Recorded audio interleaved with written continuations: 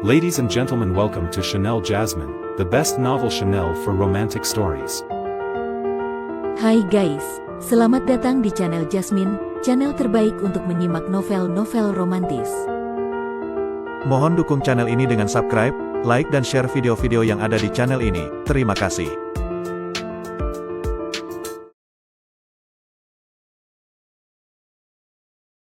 Perintah Kaisar Naga bab 4658, 4659, 4660. Di pinggiran kota binatang, ada urat batu spiritual abadi. Daorong dan orang-orangnya telah tiba di sini dan menempatkan penjaga berlapis di sekitar tambang. Selama seseorang mendekat, dia akan segera mengetahuinya. Melihat urat batu spiritual abadi yang bersinar, mata Sing Daorong penuh dengan kegembiraan. Kita kaya, kita akan menjadi kaya. Hahaha, sekarang mari kita lihat bagaimana rumah Qiu bertarung denganku. Sing Daorong tidak bisa mengendalikannya lagi dan dia tertawa terbahak-bahak. Jenderal Sing, lebih baik jangan terlalu senang terlalu dini.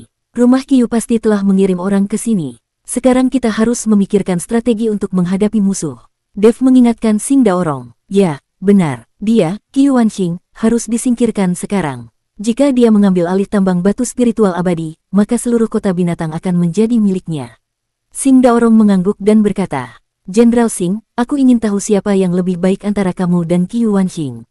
Dev bertanya, kami berdua setara, tapi sulit untuk menentukan pemenangnya. Kata Sing Daorong, dalam hal ini, Jenderal Sing akan memimpin orang-orangnya untuk menjaga urat batu spiritual abadi tersebut, dan aku akan memimpin orang-orangnya untuk menambang di sini. Jika kecepatan penambangan cukup cepat, urat batu spiritual abadi ini mungkin akan bisa ditambang dalam beberapa hari. Dev melihat sekeliling dan berkata, urat batu spiritual abadi ini tidak terlalu besar. Bagaimanapun, urat batu abadi yang besar telah ditambang sejak lama. Sekarang hanya menyisakan urat kecil seperti itu yang dapat disembunyikan dan tidak ditemukan selama bertahun-tahun. Baiklah, Sing Daorong mengangguk dan berkata kepada Bai Cheng, kamu memimpin orang untuk membantu Dev menambang batu abadi. Tidak peduli apa yang terjadi di luar, kalian percayakan padaku dan tetap menambang batu spiritual abadi dengan tenang. Ya, Bai Cheng mengangguk dan berkata, setelah penjelasannya, Sing Daorong meminta Dev untuk memimpin Bai Cheng dan yang lainnya ke tambang, sementara dia memimpin orang-orangnya untuk menjaga puncak gunung untuk mencegah serangan mendadak Qiu Wanxing. Tepat setelah Sing Daorong membuat pengaturan, dia merasakan seluruh bukit sedikit bergetar. Segera setelah itu, ratusan orang yang padat datang dengan kekuatan yang besar, dan pemimpinnya tidak lain adalah Qiu Wanxing. Ketika Sing Daorong melihat ini, dia segera memerintahkan orang-orangnya untuk menyiapkan formasi pertempuran. Qiu Wanxing berjalan ke puncak gunung dan berhenti, menatap Sing Daorong dengan dingin, matanya penuh dengan niat membunuh. Sing Daorong, apa yang kamu lakukan di sini? Qiu Wanxing berkata dengan sadar. Sing Daorong memandang Qiu Wanxing, yang dengan sadar mengajukan pertanyaan, dan tiba-tiba berkata dengan marah, aku bisa melakukan apapun yang aku inginkan, apakah itu ada hubungannya denganmu? Apakah puncak bukit ini milikmu? Lalu apa yang sedang kamu lakukan di sini? Sing Daorong langsung menyerang Qiu Wanxing. Dan Qiu Wanxing tertegun, kemudian menjadi marah. Sing Daorong, apakah kamu tumbuh besar dengan makan kotoran? Biar ku beritahu, ada urat batu spiritual abadi di sini, yang ditemukan oleh anakku. Sekarang anakku telah terbunuh. Kudengar tamu dari rumah Singmu yang melakukannya.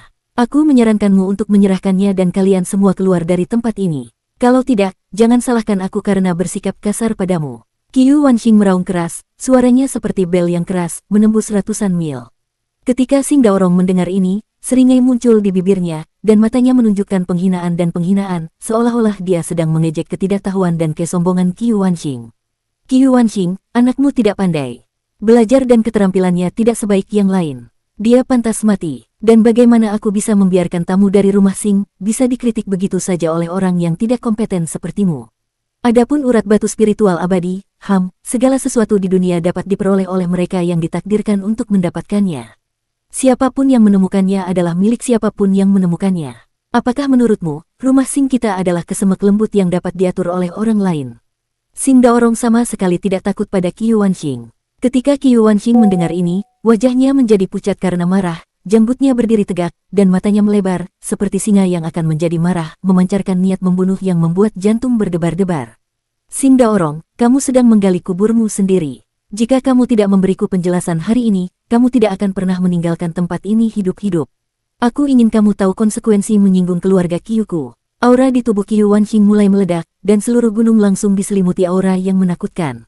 Sing Daorong mencibir, dan tombak muncul di tangannya. Dan dengan lambaian tombak, angin tiba-tiba melonjak, dan udara di sekitarnya tampak mengeras. Aura yang kuat terpancar darinya, menindas semua orang di sekitarnya seperti gunung. Sing Daorong mencibir, jika kamu ingin membunuhku, Sing Daorong, itu tergantung apakah kamu memiliki kemampuan atau tidak. Mari kita akhiri hari ini. Setelah melihat ini, pasukan di kedua sisi mundur, meninggalkan medan perang yang kosong. Sing Daorong dan Qiyu Wanxing saling memandang, dengan niat bertarung yang membara di mata mereka, seolah ingin melahap satu sama lain. Ayo, kita akhiri semua hari ini. Qiyu Wanxing mengeluarkan raungan pelan, dan dia bangkit seperti seekor harimau yang turun dari gunung, langsung menuju ke arah Sing Daorong.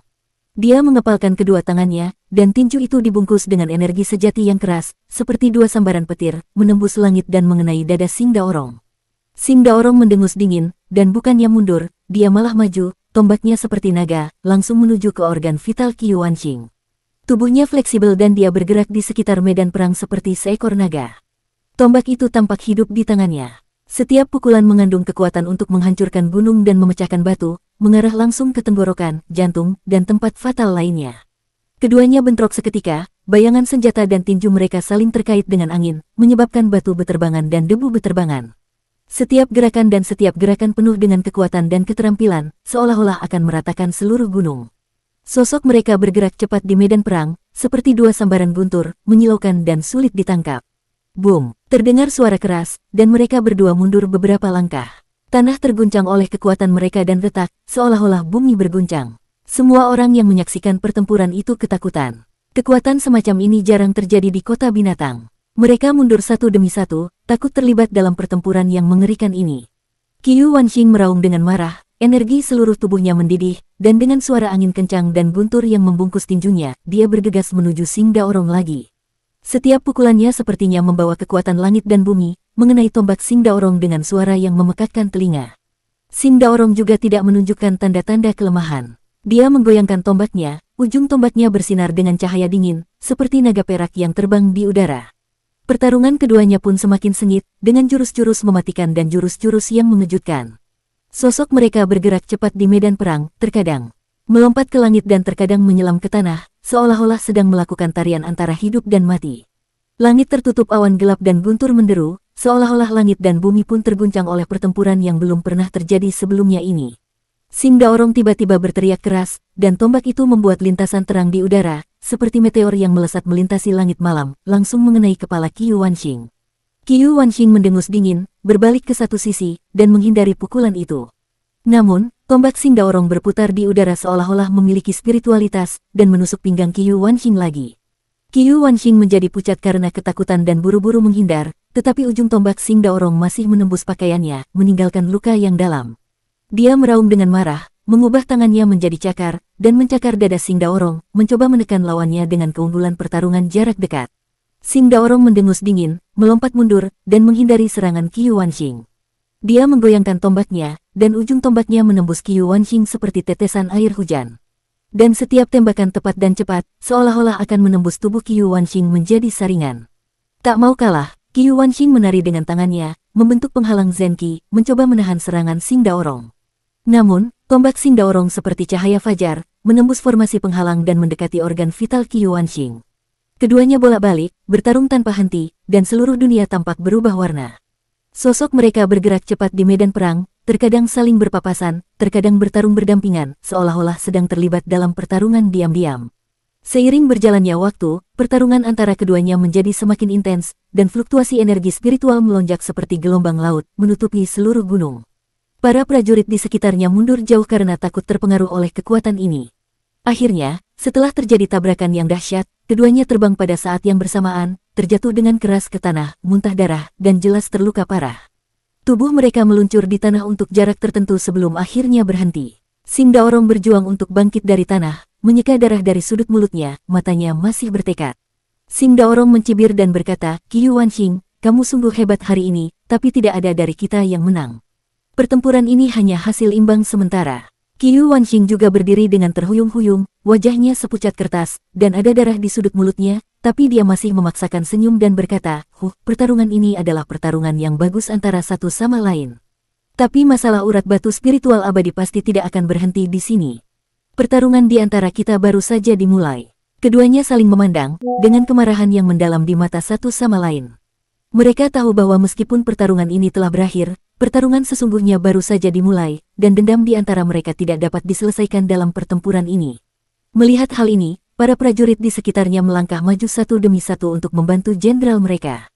Ratusan tentara di kedua sisi saling memandang dengan bermusuhan, dan seluruh puncak gunung diselimuti oleh suasana yang dingin. Xing Daorong dan Qiu Wanxing keduanya mundur. Mereka ingin tentara mereka mulai bertempur. Lagi pula, tak satu pun dari mereka bisa melepaskan urat batu spiritual abadi ini. Karena mereka mendapat hasil imbang, biarkan prajurit mereka bertarung untuk mendapatkan keunggulan. Tepat ketika para prajurit di kedua sisi sedang berperang satu sama lain dan suasana begitu tegang hingga hampir membeku, suara dingin dan tegas tiba-tiba terdengar, memecah keheningan. Tunggu, semua orang mengikuti suara tersebut dan melihat bahwa Dev telah muncul di beberapa titik. Wajahnya tenang, tetapi matanya menunjukkan tekad yang tidak bisa diremehkan. Dia berjalan langsung ke garis depan konfrontasi antara kedua pasukan, menatap langsung ke arah Qiu Wanxing, dan berbicara dengan nada tenang namun nyaring. Qiu Wanxing, aku yang membunuh kedua putramu. Begitu kata-kata ini keluar, itu seperti guntur di tanah, mengejutkan semua orang yang hadir. Mata Qiu Wanxing langsung memerah dan dia menatap Dev, seolah dia ingin memakannya hidup-hidup. Apa katamu? Apakah kamu membunuh anakku? Suara Qiu Wanxing menjadi serak karena amarah, dan aura pembunuh di tubuhnya tiba-tiba melonjak, dan udara di sekitarnya sepertinya terdistorsi oleh amarah ini. Ekspresi Dev tidak berubah dan dia menjawab dengan tenang, ya, itu aku. Putramu mencoba merampok urat batu spiritual abadi dariku, jadi dia pantas disalahkan. Qiu Wanxing tertawa dengan marah, dan matanya menyapu Dev. Dia menemukan bahwa Dev hanyalah seorang kultivator alam Mahayana tingkat pertama, dan kemarahannya menjadi lebih besar. Kamu baru berada di alam Mahayana tingkat pertama, tetapi kamu berani berbicara omong kosong di depanku. Hari ini, aku akan menggunakan darahmu untuk memberi penghormatan kepada arwah anakku di surga. Saat dia mengatakan itu, Qiu Wanxing bergoyang dan hendak bergegas menuju Dev. Namun, pada saat ini, Xing Daorong melangkah maju dan memblokirnya untuk Dev. Qiu Wanxing, jika kamu ingin menyentuhnya, kamu harus melewatiku terlebih dahulu. Ada tekad yang tidak perlu dipertanyakan lagi dalam suara Xing Daorong, dan dia diam-diam mengepalkan tombak di tangannya, bersiap untuk pertempuran berikutnya. Namun, Dev tersenyum pada Jenderal Xing dan berkata, Jenderal Xing, aku menghargai kebaikanmu, tetapi aku masih memiliki kepercayaan diri dalam menghadapi kultivator Mahayana tingkat 8 yang terluka. Mendengar ini, Xing Daorong sedikit terkejut, lalu mengangguk dan menyingkir. Dia tahu bahwa Dev sangat tertutup, dan dia tidak dapat mengukur kekuatan Dev yang sebenarnya. Karena Dev sangat percaya diri, dia tentu saja tidak perlu mengatakan apapun. Dan ketika Qiu Wanxing melihat ini, dia menjadi semakin marah. Baiklah, coba aku lihat hari ini trik apa yang bisa dilakukan seorang anak di alam Mahayana tingkat pertama. Sebelum dia selesai berbicara, Qiu Wanxing seperti kuda liar yang berlari liar, bergegas menuju Dev dengan kemarahan yang luar biasa dan niat membunuh. Bersambung.